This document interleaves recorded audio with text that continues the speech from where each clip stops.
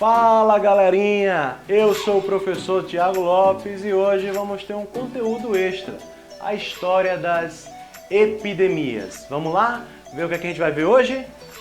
Então gente, vamos ver algumas das epidemias que aconteceram na história da humanidade.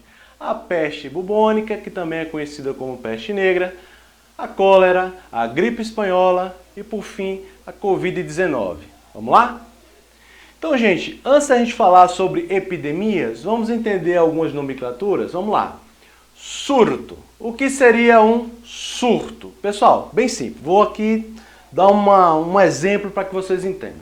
Vamos supor que em João Pessoa surgiram diversos casos de gripe H1N1, tá? Então só atingiu a cidade de João Pessoa ou só um bairro de João Pessoa.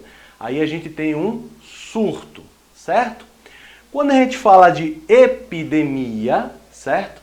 Aí a epidemia já é algo maior, que pode atingir municípios, estados e regiões. Vou dar um exemplo também para que vocês fiquem cientes do que seria uma epidemia.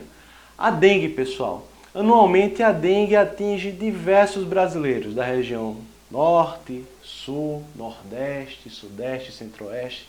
Então o pessoal de todo o Brasil, esse país imenso de dimensões continentais, acabam ficando doentes com a dengue. Então a gente tem uma epidemia, tá localizada. Já a pandemia, que é o tema da nossa aula, acho que nas aulas anteriores eu falei epidemia. Pandemia, desculpem, tá gente? Então já a pandemia, pessoal, já é algo global, certo? Então países distantes aparecem pessoas infectadas, doentes. Então a gente tem uma pandemia. Certo, pessoal? Vamos dar sequência?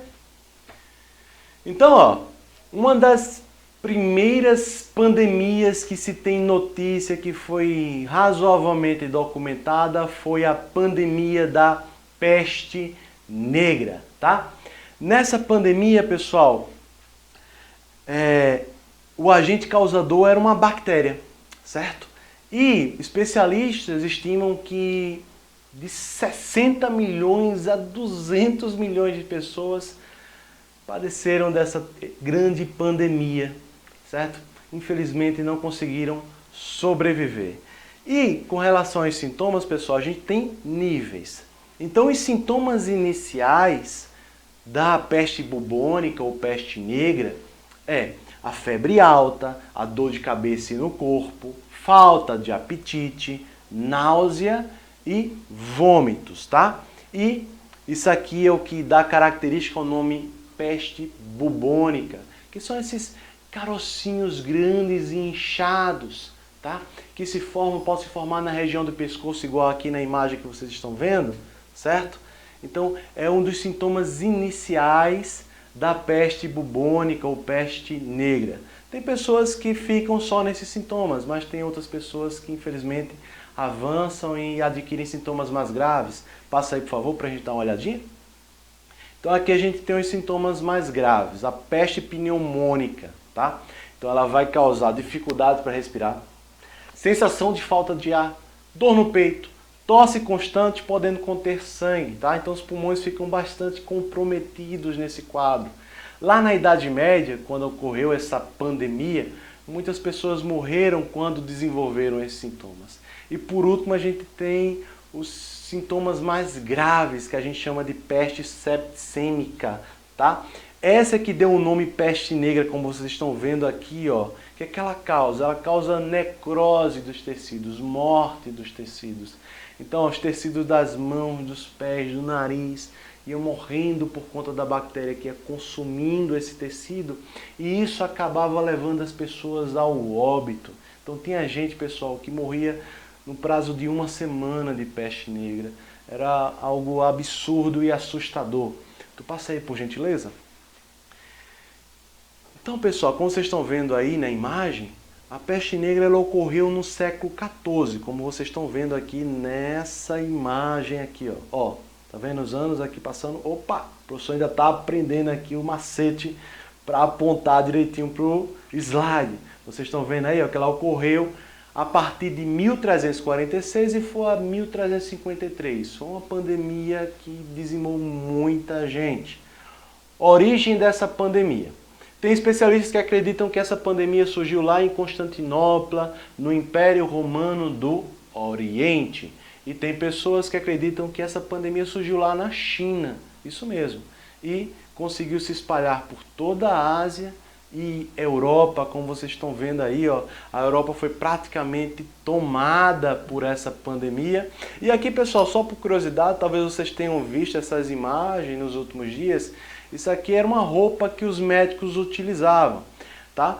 Essa máscara que parece que tem um bico, por que que tinha esse formato?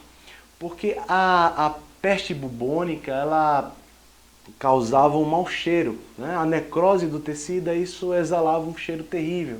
Aí os médicos colocavam nessa espécie de bico ervas aromáticas. Eles também tinham a ideia de que a doença se espalhava através do cheiro, então era um outro motivo para eles utilizarem essas ervas aromáticas, tá, pessoal? Passa aí, por gentileza. Aqui nós temos a segunda pandemia que vamos falar hoje, a cólera, tá? Gente, a cólera também é causada por uma bactéria, certo?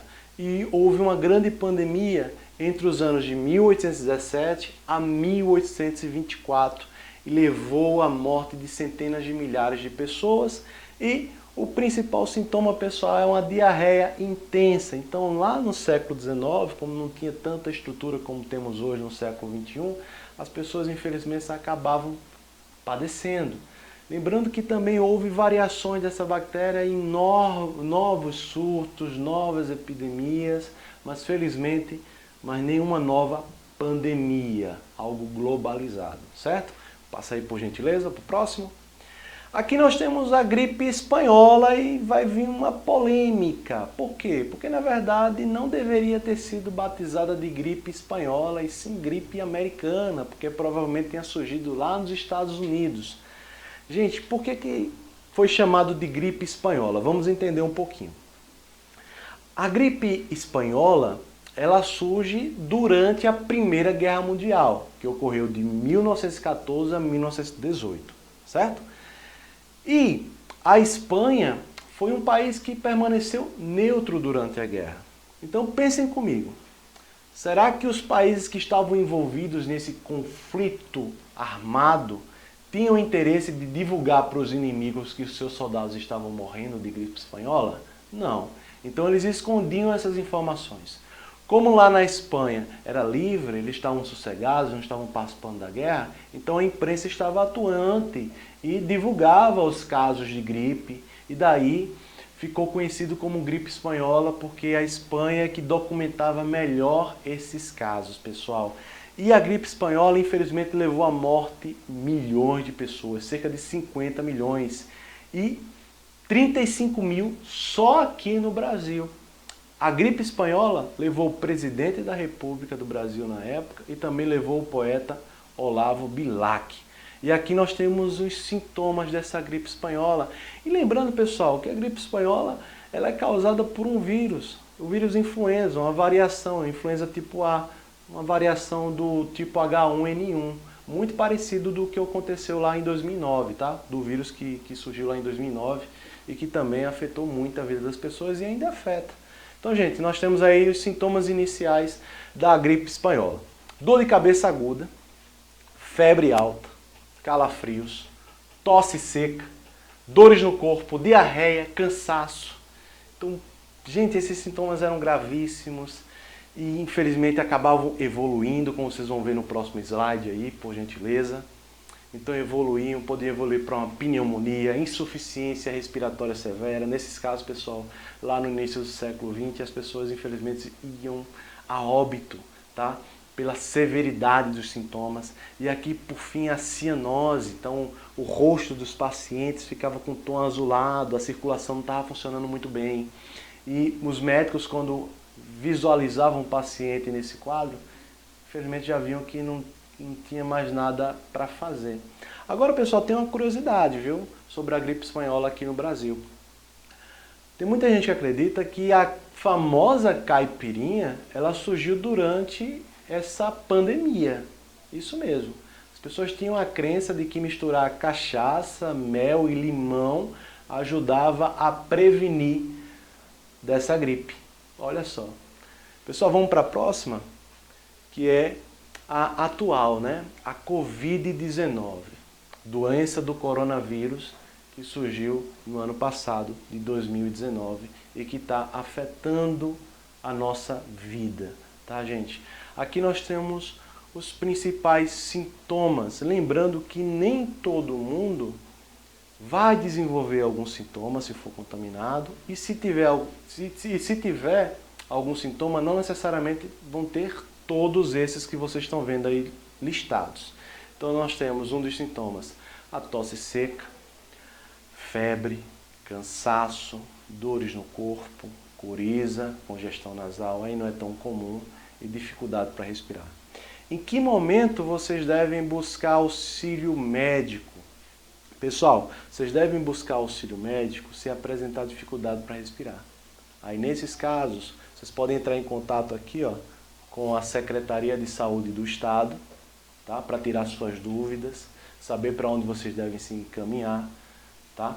Se vocês não desenvolverem um sintoma tão grave, espero que ninguém seja contaminado com esse vírus, certo? Mas se por acaso alguém, algum conhecido familiar desenvolver alguns sintomas desse, se for um suspeito, apresentar dificuldade para respirar, essa pessoa tem que ser encaminhada ao hospital com urgência, porque já está dando indício de que a doença está avançando. E também, gente, não vamos se preocupar tanto assim. Se apresentar dificuldade para respirar, essa pessoa também pode ter esse quadro revertido e conseguir se recuperar. E a maioria das pessoas consegue se recuperar, graças a Deus. Tu passa o slide, por gentileza?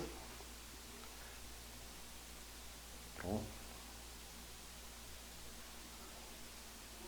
Só um tampinho.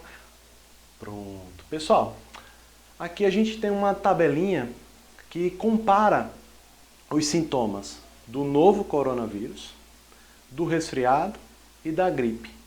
Lembrando que a gente está em temporada de resfriado e gripe, e como vocês estão vendo aí na tabela, vocês podem até pausar o vídeo agora para analisar com mais calma, vocês vão ver que os sintomas eles são muito parecidos. Então tem muita gente que ou está resfriada, ou está com gripe, e está assustado, porque está todo mundo assustado, a imprensa fica divulgando coisas e alarmando as pessoas. Eu sei que é importante o cuidado, o uso da máscara, só sair de casa se for realmente necessário, certo? Então, é importante o cuidado? Sim, tá? Mas vamos tentar aliviar um pouquinho, porque tem muita informação e acaba se tornando algo muito assustador. Sim, falando de uma curiosidade, quando a gente fala de coronavírus, pessoal, existem variações desse vírus e o que está afetando nossa vida no momento foi batizado de novo coronavírus, mas a gente também teve o coronavírus que foi batizado de SARS, certo? Entre outros, tá bom? Tu passa aí por gentileza. Pronto, gente, aqui nós temos a situação de hoje.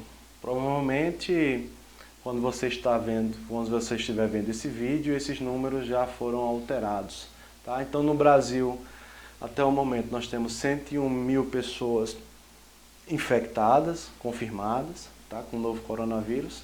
Olha só, 42 mil pessoas conseguiram se recuperar. E, infelizmente, 7 mil pessoas chegaram ao óbito, né? Morreram. E no mundo, um pouco mais de 3 milhões de pessoas infectadas, confirmadas, mais de 1 milhão de pessoas recuperadas, tá? E até o momento 247 mil mortes, né? Então um número grande, né? E por isso que merece tanto cuidado, tá, gente? Eu sei que é um tema bem difícil, mas vamos sair dessa com fé em Deus, tá bom? Se cuidem, pessoal. E até a próxima aula. Um abraço, pessoal. Tudo de bom para vocês, tá? Tchauzinho.